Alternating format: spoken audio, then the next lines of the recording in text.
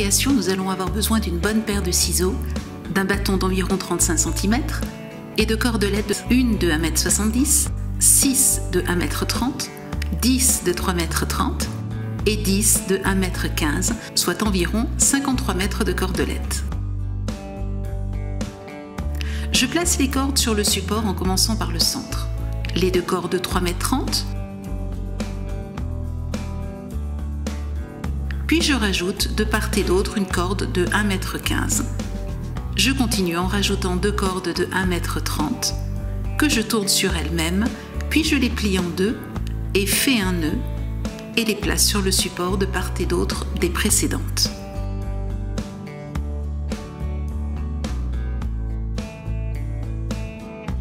Je continue en rajoutant des cordes de façon à obtenir 5 séries de cordes identiques à celles que nous venons de placer.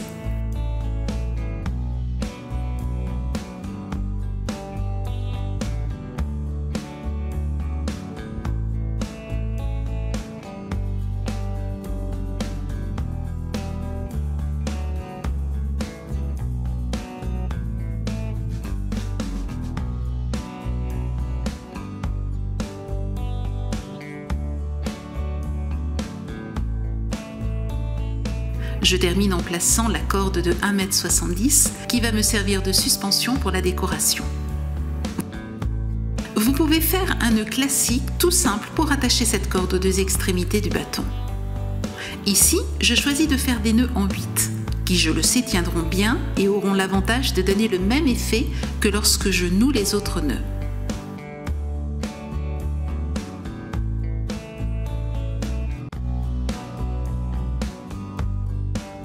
Je veille à ce que les deux extrémités de corde dépassent de 50 cm.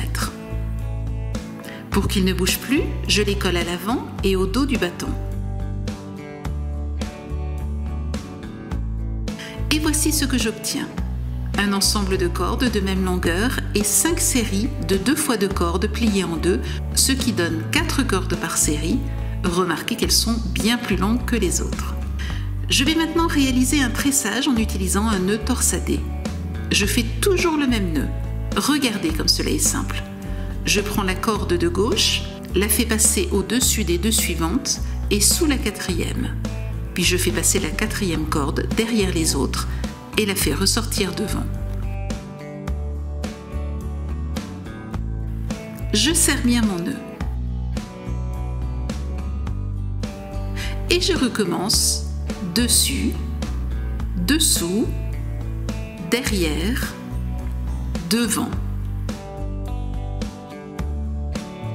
Je serre à nouveau bien mon nœud. Et je recommence dessus, dessous, derrière, devant. Et je continue ainsi jusqu'à ce que je n'ai plus de cordelettes. Petit à petit, mon tressage forme une torsade.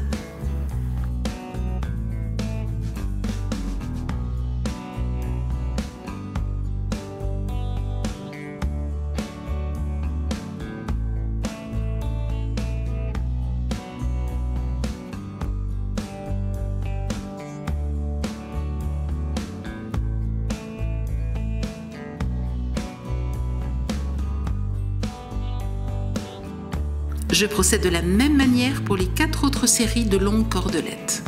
Et voici ce que j'obtiens. Je vérifie que toutes les torsades ont bien la même longueur. J'égalise ensuite et découpe les cordelettes centrales qui sont bien plus longues. Nous allons les utiliser.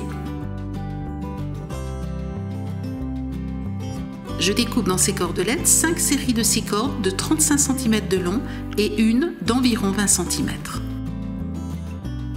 J'aimerais maintenant terminer chaque torsade par un pendentif pompon. Je divise une cordelette de 20 cm en 3 parties plus fines.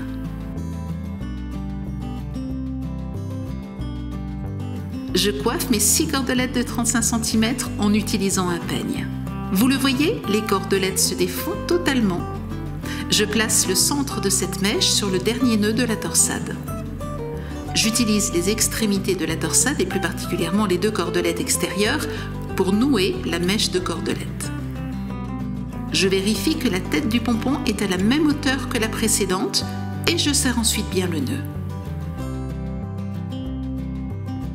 Je recoiffe bien la tête du pompon avant de la bloquer par un nœud de finition que je vous présente en détail dans une courte vidéo présentant les nœuds de base du macramé.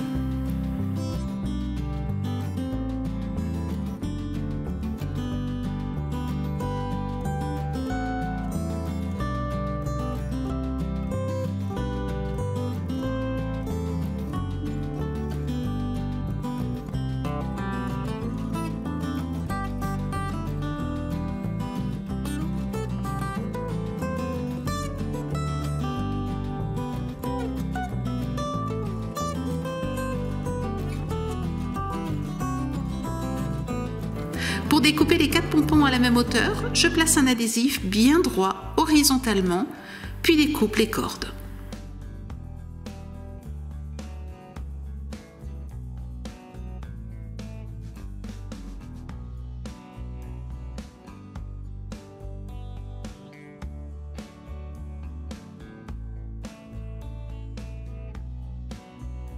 Je remonte bien les nœuds des cordes que nous avons torsadées en les plaçant au début de la création, puis je découpe les cordes à la même hauteur.